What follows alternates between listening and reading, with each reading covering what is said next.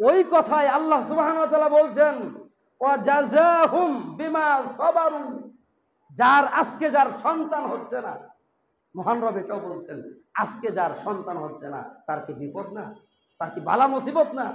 ওয়া জাযাহুম, তোমাদের মধ্যে যারা ধৈর্য ধারণ করেছে, ওয়া জাযাহুম বিমা সাবারু জান্নাতাও ওয়া হারিরা, তাদেরকে দেওয়া হবে কি কিয়ামতের দিন ফাইসালার পরে তাদেরকে দান করা হবে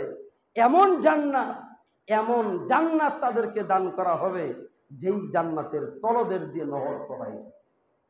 জান্নাতাও শুধু কি জান্নাত নাকি, জান্নাতের পরে আল্লাহ সুবহানাহু ওয়া তাআলা তাকে আরো সম্মান করবেন কিভাবে? মহান রবের দিদার লাভ করা, বিশাল বড় একটা নিয়ামতুল মিনাল্লাহ। আল্লাহ সুবহানাহু ওয়া তাআলা বিশাল বড় একটা নিয়ামত, মহান রবের দিদার লাভ করা। এবং কি আরো কি থাকবে? হারিরা, আজকে রেশমি পোশাক, মুসলিম মুমিন যারা, তাদের রেশমি পোশাক পরিধান করা হারাম, মহান রব ঘোষণা দিয়েছেন। কিন্তু তোমার ধৈর্য ধারণের ফলে কিয়ামতের দিন মহান রব তোমাকে জান্নাতে দিবেন না, তোমাকে রেশমি পোশাক পরিধান করার সুযোগ দান করবেন। সুবহানাল্লাহ ওয়া বিহামদিহি সুবহানাল্লাহিল আযীম। সম্মানিত মুসলিম কেরাম, সেই জন্য যাই হোক, যেটা বলছিলাম, বিপদ আপদ বালা মুসিবতে আপনার আমার ধৈর্য ধারণ করা একান্ত জরুরি।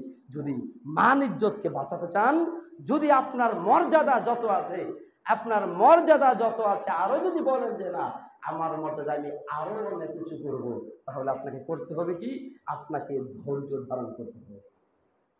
এখন আসুন মহান রব কি বলেছেন। আজকে আমরা আল্লাহ নবী মুহাম্মদ সাল্লাল্লাহু আলাইহি ওয়াসাল্লামের একটা হাদিস দিয়ে পরে বিস্তারিত কিছু নবীদের জীবনী, আমরা হালকা সংক্ষিপ্ত কিছু করুণ ঘটনা, যাদেরকে পরীক্ষায় ফেলানো হয়েছিল, কঠিন থেকে কঠিন পরীক্ষা। বিশ্বনবী মুহাম্মদ সাল্লাল্লাহু আলাইহি ওয়াসাল্লামের একটি গুরুত্বপূর্ণ একটা হাদিস, সাদ ইবনে আবি ওয়াক্কাস রাদিয়াল্লাহু আনহু। সাদ ইবনে আবি ওয়াক্কাস রাদিয়াল্লাহু আনহু একদিন বিশ্বনবী মুহাম্মদ সাল্লাল্লাহু আলাইহি ওয়াসাল্লামকে জিজ্ঞেস করলেন, আইয়ুন নাস আসাদুল বালা ইয়া রাসূলুল্লাহ, ও আল্লাহর নবী, মানুষদের মধ্যে সবচাইতে কার বিপদটা বেশি? কাকে সবচাইতে কঠিন পরীক্ষায় ফেলানো হয়?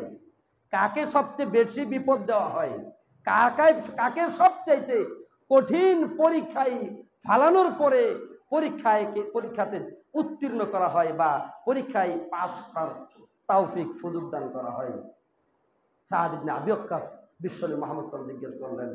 তখন রাসূল সাল্লাল্লাহু আলাইহি ওয়াসাল্লাম বলছেন, আল আম্বিয়া আলাইহিস সালাতু ওয়াস সালাম, সবচাইতে এই দুনিয়ার জমিনের সবচাইতে যাকে বেশি, যাদেরকে কঠিন থেকে কঠিনতম পরীক্ষায় ফেলানো হয়েছে, তাদের প্রথম সারিতে হলো আম্বিয়া কেরাম।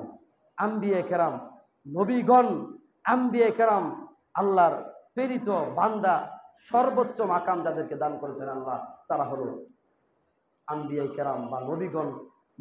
তাদের মধ্যে অন্যতম ছিলেন বিশ্বনবী মুহাম্মদুর রাসূলুল্লাহ সাল্লাল্লাহু আলাইহি ওয়াসাল্লাম।